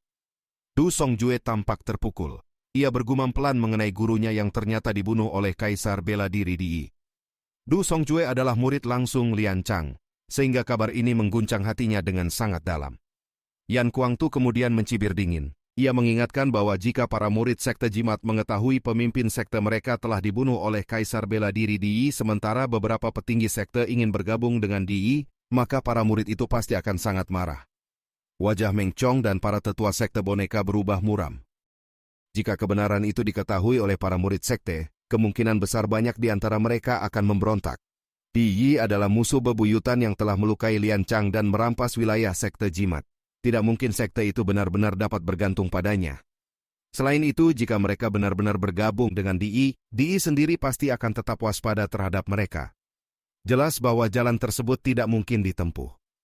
Menurut Yan Kuangtu, satu-satunya pilihan bagi sekte jimat adalah bersatu dan mengumpulkan kekuatan untuk melawan Istana Dewa Langit Kaisar serta Kaisar Bela Diri Di Yi. Jika tidak, sekte itu hanya akan menunggu kehancuran. Namun Meng Chong mencibir dingin. Ia menyatakan bahwa melawan Kaisar Bela Diri Di Yi hanyalah mimpi kosong. Selama tidak ada orang yang mampu menembus alam Kaisar Bela Diri, tidak ada yang bisa menandingi Di Yi. Yan Kuangtu menjawab bahwa jika seseorang mampu menembus alam Kaisar Bela Diri, maka orang itu tentu dapat bersaing dengan Di Yi dan bahkan membunuhnya. Meng Chong tertawa mengejek. Ia mengatakan bahwa menembus alam Kaisar Bela Diri sama sekali tidak mudah. Dalam 10.000 tahun terakhir di wilayah Tandus Timur, banyak sekali jenius luar biasa yang lahir, namun sangat sedikit yang mampu mencapai tingkat itu. Rata-rata hanya ada satu orang dalam beberapa ribu tahun. Ia bahkan menyinggung Yan Kuangtu yang dikenal sebagai jenius luar biasa dari Istana Dewa Langit Kaisar yang hanya muncul sekali dalam 1000 tahun, lalu mempertanyakan apakah Yan Kuangtu sendiri yakin mampu mencapai tingkat tersebut. Yan Kuangtu dengan tenang menyatakan bahwa mungkin dirinya tidak mampu melakukannya. Namun ia sangat yakin bahwa Lu Ming mampu mencapainya. Ucapan itu membuat Meng Chong kembali mencibir. Ia memandang Lu Ming sebagai seorang pemuda yang tidak memiliki hak untuk dipandang setinggi itu. Namun penguasa 9 matahari kemudian menyatakan bahwa ia juga memiliki pandangan yang sama. Bahkan Lian Chang sendiri memiliki keyakinan serupa. Ucapan itu membuat Meng Chong terdiam. Para tetua sekte jimat kembali memusatkan perhatian mereka kepada Lu Ming. Mereka mulai mengingat berbagai rumor mengenai pemuda itu. Bahkan Kaisar Bela Diri Di Yi telah turun tangan sendiri karena dirinya. Yan Kuangtu dan penguasa 9 matahari, dua makhluk tertinggi yang tak tertandingi, juga sangat mempercayainya. Bahkan Lian Chang pun telah menyerahkan warisannya kepada pemuda ini. Semua orang mulai bertanya-tanya apa yang sebenarnya istimewa dari Lu Ming, sehingga mampu menarik perhatian begitu banyak tokoh besar. Bai Shijin kemudian berbicara lagi. Ia menegaskan bahwa karena Lu Ming telah menerima warisan Lian Chang, mereka tidak dapat dengan mudah menentang kehendak sang pendiri. Namun Du Songjue menyatakan bahwa masalah ini sangat penting karena menyangkut masa depan sekte jimat. Mereka tidak bisa membuat keputusan secara tergesa-gesa.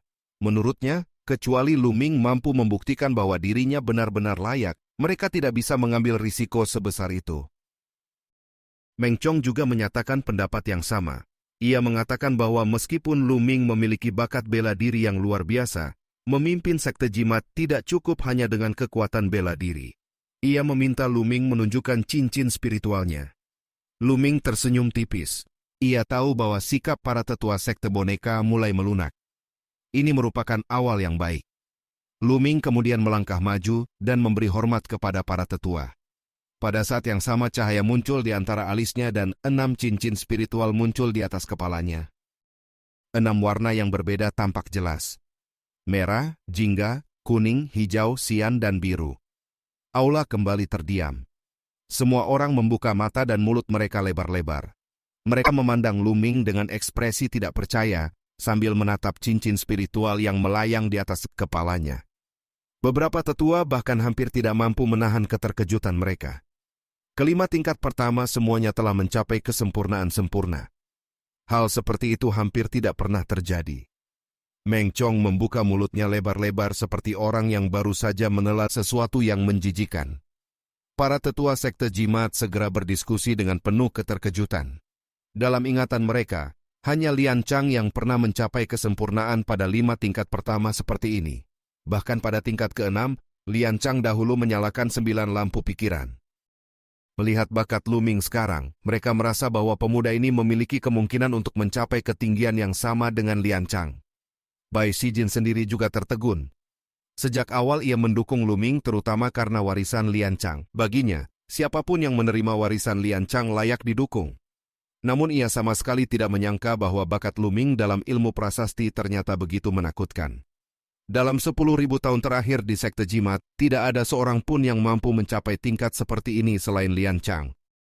Di sampingnya, Yan Kuangtu juga tertegun. Ia sendiri tidak mengetahui bahwa kemampuan prasasti Lu Ming begitu mengerikan. Ia hanya bisa tersenyum pahit di dalam hati. Lu Ming adalah seorang kultivator ganda yang berlatih bela diri sekaligus prasasti, namun masih mampu mencapai tingkat pencapaian seperti ini. Hal itu benar-benar luar biasa. Beberapa tetua sekte jimat mulai berdiskusi dengan penuh harapan.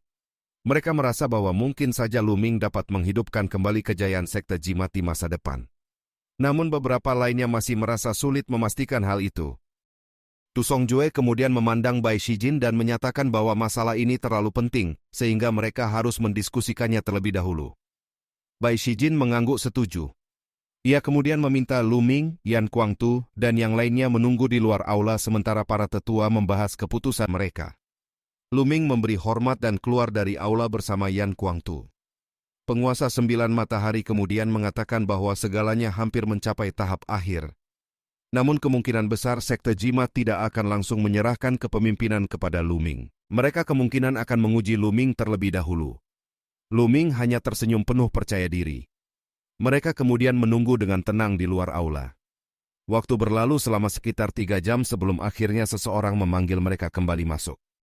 Setelah mereka kembali ke dalam aula, Bai Shijin berbicara terlebih dahulu. Ia menjelaskan bahwa Lu Ming masih sangat muda dan tingkat kultivasinya juga belum terlalu tinggi. Jika ia langsung memimpin sekte jimat sekarang, banyak orang mungkin tidak akan menerima keputusan itu dan hanya akan menimbulkan masalah baru. Karena itu para tetua telah berdiskusi dan membuat keputusan. Mereka akan menjadikan Lu Ming sebagai salah satu kandidat pewaris sekte. Dalam setiap sekte besar biasanya terdapat beberapa kandidat pewaris.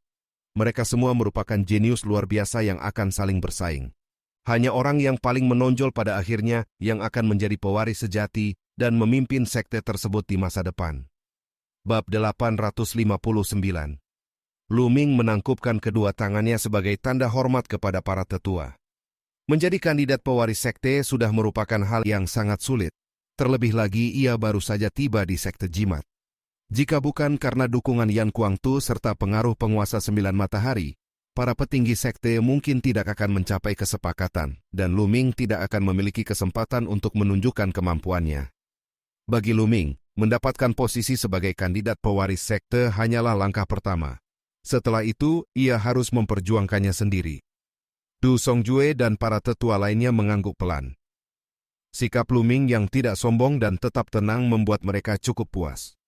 Du Songjue kemudian menjelaskan bahwa Lu Ming memang telah dijadikan kandidat pewaris sekte. Namun jika ingin benar-benar menjadi pewaris resmi dan memimpin sekte jimat di masa depan, masih ada satu syarat penting yang harus dipenuhi. Jantung Lu Ming berdebar ketika mendengarnya. Ia sudah menduga bahwa tidak mungkin semuanya akan berjalan semudah itu. Lu Ming memohon agar syarat tersebut dijelaskan. Du Songjue kemudian menyatakan bahwa Lu Ming harus tampil luar biasa dalam pertempuran takdir yang akan datang. Jika Lu Ming mampu memenangkan peringkat pertama dalam pertempuran itu, maka setelah pertempuran takdir berakhir, ia akan langsung diakui sebagai pewaris resmi sekte jimat. Seluruh tetua dari sekte jimat dan sekte boneka menatap Lu Ming tanpa berkedip. Namun sebelum Lu Ming sempat berbicara, Yan Kuangtu langsung berseru keras. Ia merasa syarat tersebut terlalu berlebihan. Menurutnya, meminta Lu Ming memenangkan peringkat pertama dalam pertempuran takdir sama saja dengan sengaja mempersulitnya. Luming baru berkultivasi dalam waktu yang relatif singkat dibandingkan para jenius lainnya.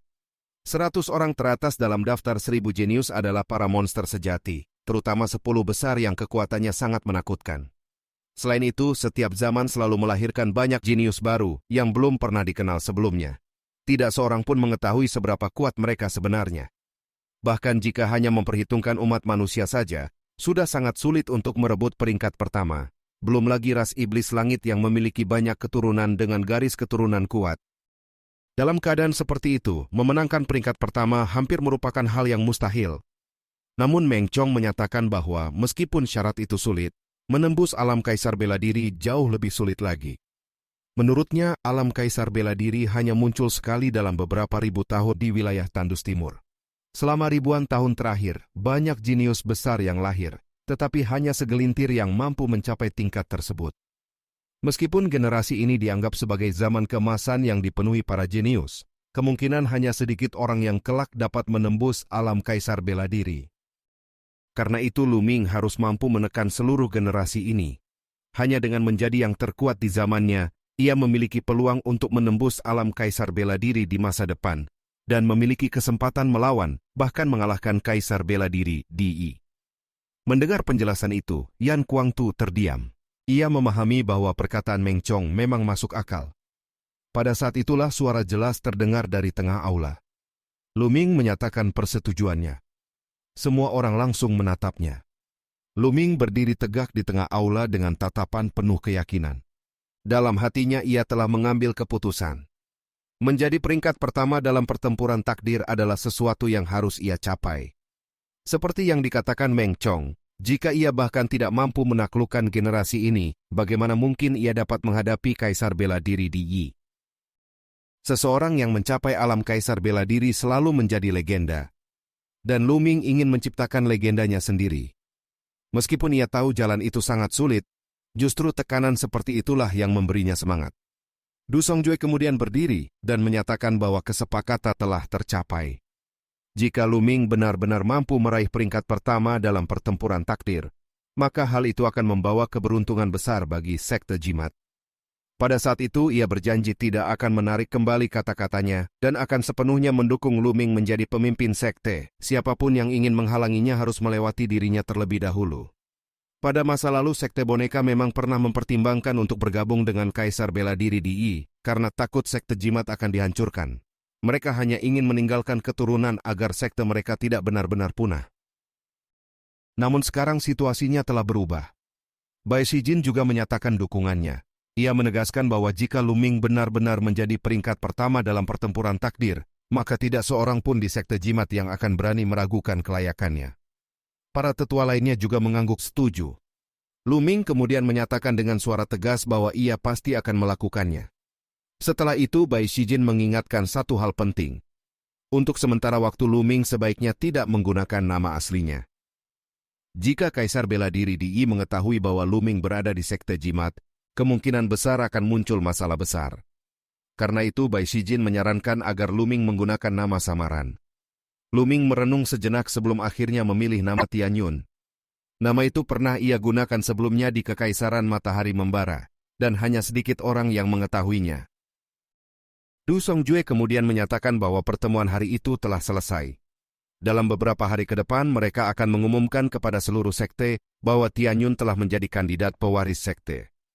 Setelah itu Du Songjue berdiri dan pergi meninggalkan aula.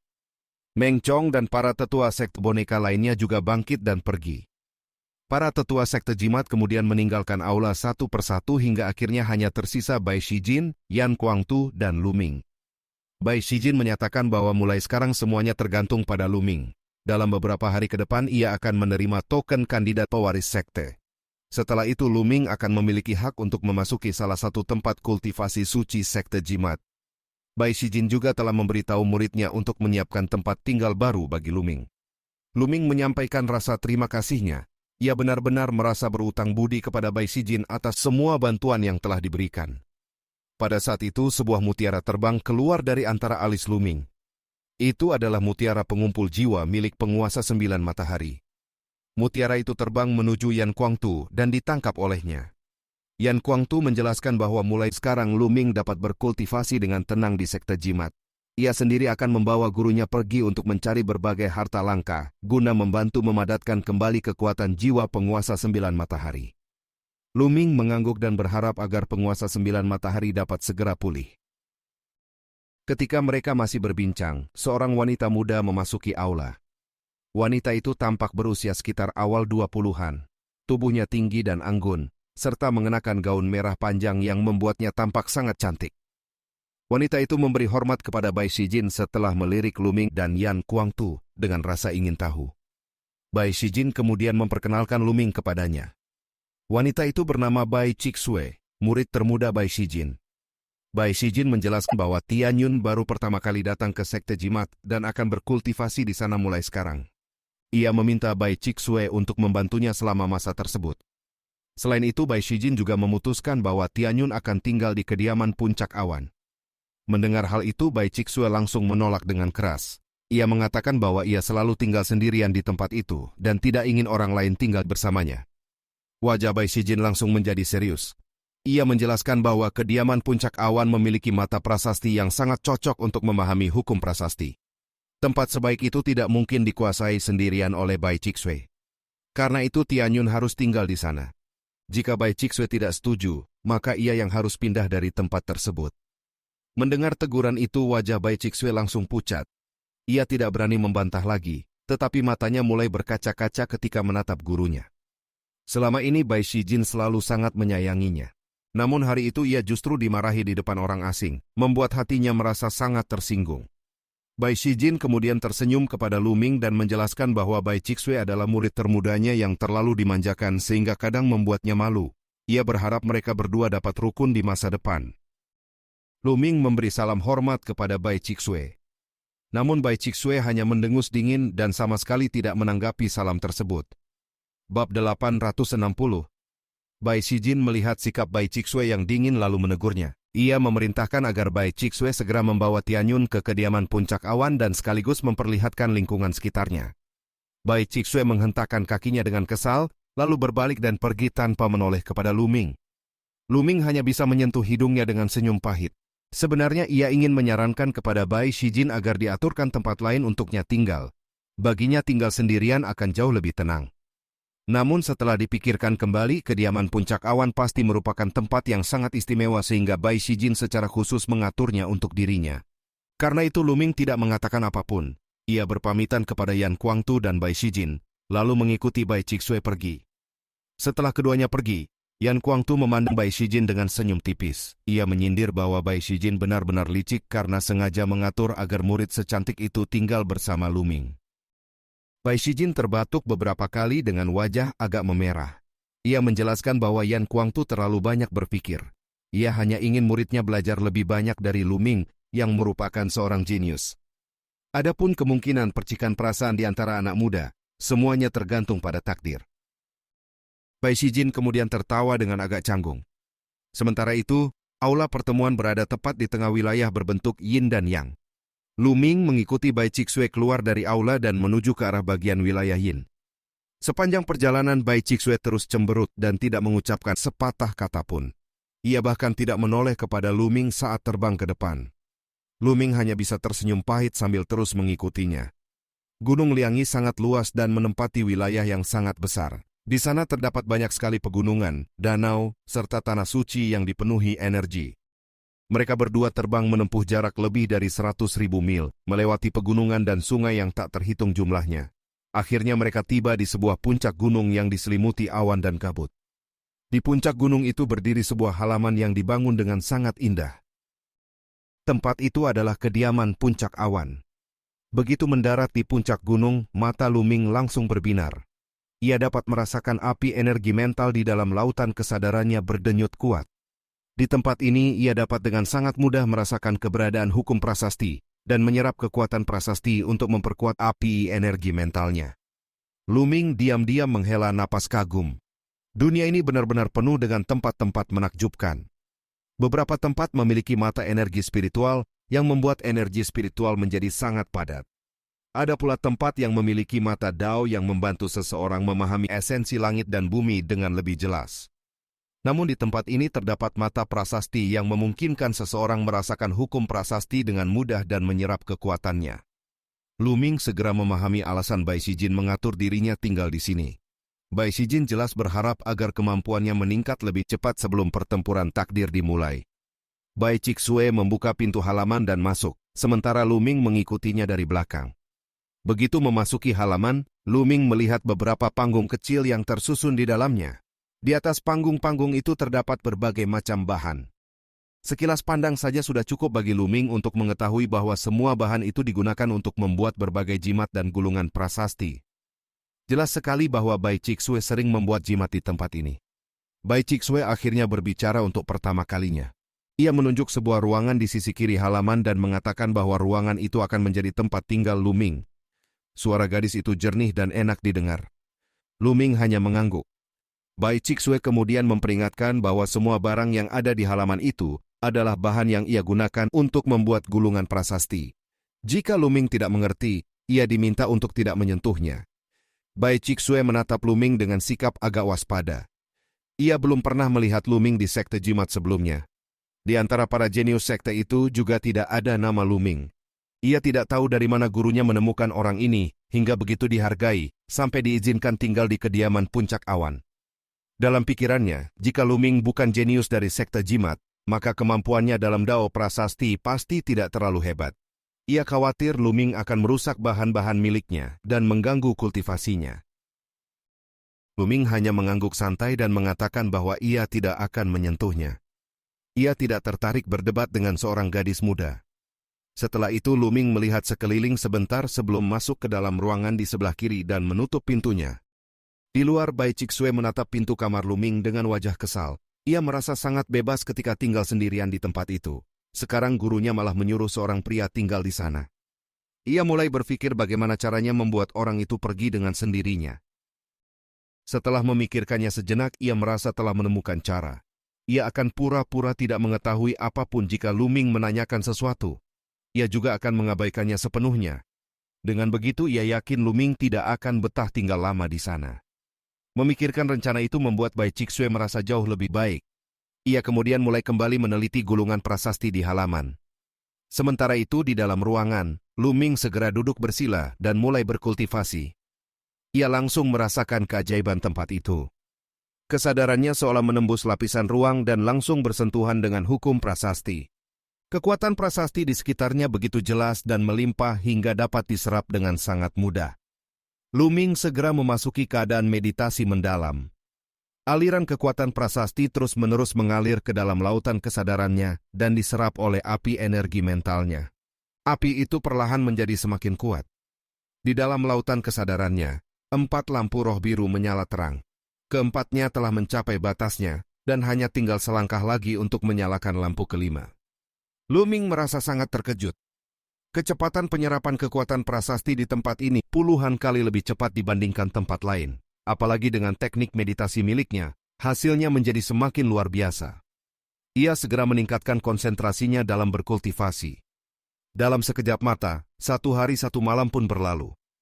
Api dari keempat lampu roh biru di lautan kesadarannya telah mencapai puncaknya. Tiba-tiba sebuah nyala api biru muncul pada lampu roh kelima dan menyala dengan kuat. Lampu roh kelima berhasil dinyalakan. Setelah beberapa saat Lu Ming membuka matanya. Sekarang 5 lampu roh biru telah menyala. Energi spiritualnya menjadi jauh lebih kuat dibandingkan sebelumnya. Ia ingin menguji sejauh mana kekuatan itu telah meningkat. Lu Ming kemudian menggerakkan jarinya dan mulai menulis di udara. Tulisan-tulisan prasasti muncul dan bersinar seolah-olah terukir di ruang hampa. Dalam sekejap sebuah susunan prasasti terbentuk dan tertanam di kehampaan dengan cahaya samar. Namun setelah sekitar 10 tarikan napas, susunan itu runtuh. Lu Ming merenung sejenak. Ia menyadari bahwa kekuatan mentalnya masih belum cukup kuat untuk mempertahankan susunan prasasti di ruang hampa dalam waktu lama. Jika ia dapat menyalakan 1 atau 2 lampu roh lagi, mungkin ia benar-benar mampu melakukannya. Jika hal ini diketahui oleh orang lain, mereka pasti akan sangat terkejut. Mengukir susunan prasasti langsung di ruang hampa adalah kemampuan yang sangat sulit. Biasanya hanya pengukir prasasti tingkat 7 sejati yang setara dengan ahli alam embrio roh yang mampu melakukannya. Bahkan pengukir tingkat 7 yang baru saja mencapai tingkat itu pun belum tentu mampu mempertahankan susunan tersebut di ruang hampa. Namun Luming baru berada pada tingkat 6, tetapi susunan yang ia ukir sudah mampu bertahan sebentar di ruang hampa. Prestasi seperti itu sangat jarang terjadi sejak zaman kuno. Jika suatu hari ia benar-benar mampu melakukannya dengan stabil, kekuatan tempurnya pasti akan meningkat pesat dan keterbatasan Dao Prasasti akan jauh berkurang. Luming kemudian merenung tentang situasi dirinya. Dengan kekuatan tempurnya saat ini, memenangkan peringkat pertama dalam pertempuran takdir masih merupakan hal yang sangat sulit. Dalam waktu singkat, ia juga tidak mungkin meningkatkan kekuatan hanya di satu bidang saja. Ia harus meningkatkan kekuatan bela diri dan Dao Prasasti secara bersamaan. Hanya dengan memadukan keduanya, ia dapat mengeluarkan kekuatan yang lebih besar. Namun yang paling penting saat ini adalah meningkatkan garis keturunan 9 naga miliknya hingga kembali mencapai tingkat garis keturunan ilahi. Sekte Jimat berfokus pada Dao Prasasti. Di tempat seperti ini pasti terdapat banyak esensi darah binatang iblis. Luming memutuskan untuk pergi membelinya. Dengan pikiran itu ia berdiri, membuka pintu, lalu berjalan keluar dari ruangan.